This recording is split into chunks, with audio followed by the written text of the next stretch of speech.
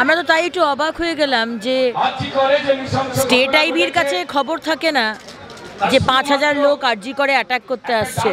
মুখ্যমন্ত্রী আপনার সরকারের গাফিলতার জন্য আজকে মরতে হয়েছে আমাদের অভয়াকে। এবং সুপ্রিম কোর্টও পরিষ্কার বুঝিয়ে দিয়েছে যে বেঙ্গল পুলিশ এবং বাংলা সরকারের প্রতি বিশ্বাস নেই।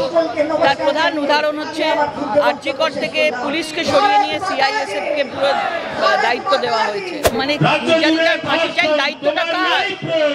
দায়িত্বটা তো মুখ্যমন্ত্রী, অভিভাবক সন্দীপ ঘোষকে কারুর হাতে উনি দেবেন। রত্নের মণি, চোখের মণি সন্দীপ ঘোষ, ওনার পেটে অনেক কিছু রয়েছেন। প্রায় ২৫০ উপরে কার্যকর্তার প্রাণ বলিদান দিয়েছে। আমরা এই রাজ্যের দুর্নীতির বিরুদ্ধে ছিলাম, আছি এবং থাকবো। আমরা তো তাই একটু অবাক হয়ে গেলাম যে স্টেট আইবির কাছে খবর থাকে না যে ৫,০০০ লোক আরজি করে অ্যাটাক করতে আসছে। কি অবস্থা পুলিশ মন্ত্রীর, ওনার কাছে এই খবরটাও নেই যে অভয়াকে মেরে দেওয়া হয়েছে। উনি বলছেন ধর্ষিতার ফাঁসি চাই, নির্যাতিতার ফাঁসি চাই। আপনার সরকার, মুখ্যমন্ত্রী আপনার সরকারের গাফিলতার জন্য আজকে মরতে হয়েছে আমাদের অভয়াকে, আপনার গাফিলতির জন্য। সেটুকুও আপনার কাছে খবর নেই। অবশ্য ওনার কাছে খবর থাকুক না থাকুক, আজকে সকালেও আরেকজন মহিলাকে খুন করা হয়েছে আনন্দপুরে, কলকাতা শহরে। আমরা রোজ এই দৃশ্য দেখতে চাই না, আমরা সুরক্ষা চাই। এবং এই সুরক্ষা দিতে আমাদের এই মুখ্যমন্ত্রী এবং এই সরকার ব্যর্থ, কারণ তিনি নিজে অপদার্থ। পশ্চিমবঙ্গের গণতন্ত্রের স্বাধীনতার জন্য ২৫০-৩০০ প্রাণ বলিদান দিয়েছে, তারপরে ক্রমাগত প্রাণ বলিদান চলছে। আর নয়, এর থেকে বেশি লজ্জার তো কিছু হতে পারে না। অনারেবল সুপ্রিম কোর্ট চোখে আঙুল দিয়ে দেখিয়ে দিচ্ছে যে আপনাদের পুলিশ, পশ্চিমবঙ্গের পুলিশ একটা হাসপাতালের মানুষকে সুরক্ষা দিতে পারে না, তারা ১০ কোটি পশ্চিমবঙ্গের মানুষকে কি সুরক্ষা দেবে? তাই সেন্ট্রাল ফোর্স আসুক। আজকে মুখে ঝামা ঘষে দিয়ে আরজি করে সেন্ট্রাল ফোর্স এসছে ডাক্তারবাবুদের সিকিউরিটির জন্য। এর থেকে বেশি আর কি লজ্জার হতে পারে? মুখ্যমন্ত্রী তো এই নৈতিক দায় নিয়ে পদত্যাগ করা উচিত ছিল, ওনার কোনো লজ্জা নেই।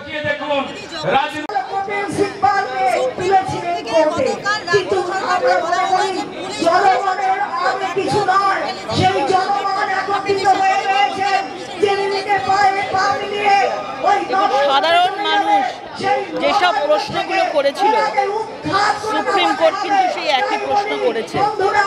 মানে সাধারণ মানুষ এই সরকার পুলিশের ওপর তারা বিশ্বাস রাখতে পারেনি। এবং সুপ্রিম কোর্টও পরিষ্কার বুঝিয়ে দিয়েছে যে বেঙ্গল পুলিশ এবং বাংলা সরকারের প্রতি বিশ্বাস নেই। তার প্রধান উদাহরণ হচ্ছে আরজিকর থেকে পুলিশকে সরিয়ে নিয়ে সিআইএসএফকে পুরো দায়িত্ব দেওয়া হয়েছে। এবং একের পর এক ঘটনা পরিষ্কার প্রমাণ করে দিয়েছে যে কলকাতা পুলিশের কোনো ক্ষমতা নেই ওপরের নির্দেশ ছাড়া যে এর বিচার করার, বরং বিচার মিটিয়ে দেওয়ার জন্য যেসব এভিডেন্সগুলো রয়েছে, প্রমাণগুলোকে আছে, সেগুলো ধুয়ে মুছে লুট করে সেগুলোকে তছনছ করে দেওয়া হচ্ছে। সুপ্রিম কোর্টের নির্দেশে সিবিআই কাজ করছে। আমরা এটাই বলবো, কলকাতা পুলিশকে একটাই অনুরোধ করতে পারি, আপনাদের যদি বাড়িতে মা বোন সবাই থাকে, তো আপনারা এইসব প্রমাণগুলোকে লুট না করে সেগুলোকে মাটিতে ধামাচাপা না দিয়ে সেই তথ্য প্রমাণগুলো সিবিআইয়ের হাতে দিন, যাতে সিবিআইয়ের বিচার প্রক্রিয়া অনেক ফাস্ট থাকে এবং আসল যারা দোষী তাদের নামটা সামনে নিয়ে আসতে পারে। এবং আমরা যেটা চাইছি, জাস্টিস চাইছি, জাস্টিস যেন দিতে পারে। তাদের রক্ষা করার জন্য মুখ্যমন্ত্রী প্রমাণ লোপাটের চেষ্টা করছেন। মুখ্যমন্ত্রী প্রমাণ লোপাটের চেষ্টাকে জানাই ধিক ধিক ধিক।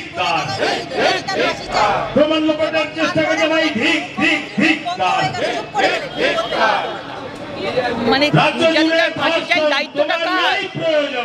দায়িত্বটা তো মুখ্যমন্ত্রী, অভিভাবক, চাইলেই তো ফাঁসি দিতে পারতেন, উনি চাইলেই তো বিচার করতে পারতেন। এতদিন ধরে কাকদ্বীপ থেকে, পার্কস্ট্রিট থেকে, কামদুনি থেকে যেসব একের পর এক ঘটনা ঘটেছে, তার একটাও তো উনি বিচার দেননি, বরং সরকারি উকিল দিয়ে বিচারটাকে লোপ করেছে।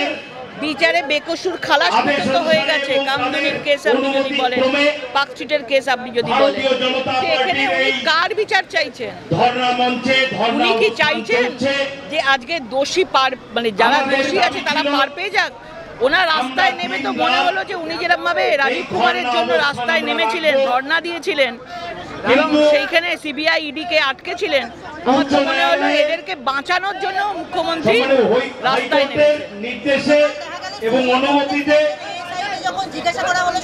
আগামী 5 দিন বেলা 12টা থেকে রাত 9টা সবাই চোর, আমাদের এই ধর্ণা কর্মসূচি চলবে। চোরেদের যা যা গুণ থাকার দরকার আছে এই পুলিশের, বেঙ্গল পুলিশ, কলকাতা পুলিশের সেই একই গুণ। তারা মিডিয়াকে দেখলে তারা সত্যি কথা বলতে ভয় পাচ্ছে, তারা মিথ্যের রাজত্বে আছে, এই জন্য মিডিয়াকে দেখলেই সত্যি কিছু দেখলেই তারা দৌড়াচ্ছে। এইভাবেই তাদেরকে এই সরকারকে মানে চোরের মতো ভেঙে যেতে হবে। সুকান্ত মজুমদার মহাশয়, আপনারা বক্তব্য শুনলেন, সেই বক্তব্যে আপনারা জানতে পেরেছেন যে আমাদের এখানে মাননীয় মুখ্যমন্ত্রী সরকার বলেছে রাতে মেয়েদের কিছু না, সন্দীপ ঘোষকে কারুর হাতে উনি দেবেন অল্প করতে হবে। রত্নের মণি, চোখের মণি সন্দীপ ঘোষ, ওনার পেটে অনেক কিছু রয়েছেন, উনি অনেক কিছু সাক্ষী আছেন। সন্দীপ ঘোষকে উনি বড় পুরস্কার দিয়েছিলেন, এক জায়গা থেকে পদত্যাগ করার পর অন্য জায়গায় পুরস্কার দিয়েছিলেন।